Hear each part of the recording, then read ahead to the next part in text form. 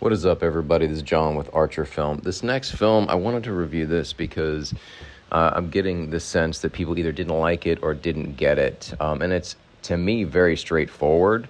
And it's kind of simple and raw, and I kind of liked it for that reason. It is Alex Garland's Civil War.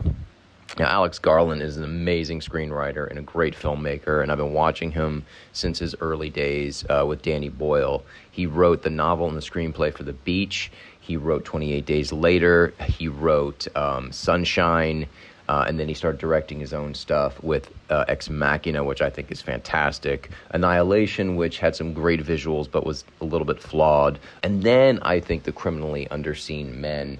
It is such a spooky, weird horror film that I kind of enjoyed and had this really unsettling ending that made you want to think about it. You know, it gave you a lot to think about, which I think is the point of any artist. You don't have to spell it out, just make people think. And I think that's kind of the case with Civil War. They don't get into what caused the Civil War and all the different sides and all this stuff. He made it vague and ambiguous enough to where you're like, all right, that kind of makes sense. And plus, you know, we get to deal with all that stuff in our daily lives, the media sort of dividing everybody, which I also think was the point of the movie. The fact that we follow these journalists as during the Civil War, and they're only going to Washington to get the last days of the president before he's captured or killed, because that's what they think is going to happen, just sort of shows that even though they have decent intentions, you know, she says that she wants to capture these images of war, so it's a warning to people not to go to war, but she seems to lack her own humanity, and I think that's the point that he's trying to make with this. Like, you know, the young girl is kind of who we're seeing the Civil War through her eyes, and she comes across all these atrocities, and the older one, the Kirsten Dunst character Lee, she is kind of numb to all of this and just, is trying to sort of teach her to be numb and not be affected and all this stuff.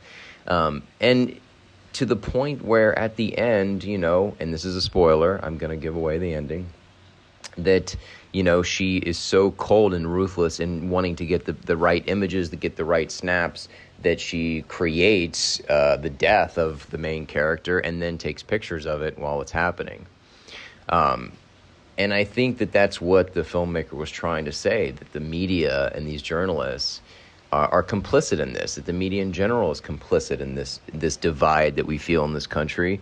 They're complicit in the movie and the Civil War. And at the end, another spoiler, when he asks about getting a quote from the president, he's like, "Don't let them kill me." And he said, "Okay, got it." And then they kill him. That he completely does not care what happens to this guy.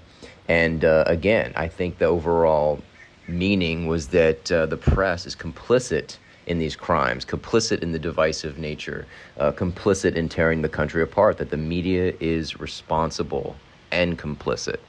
And I thought that was powerful. I thought that was important, and that's why I liked the movie.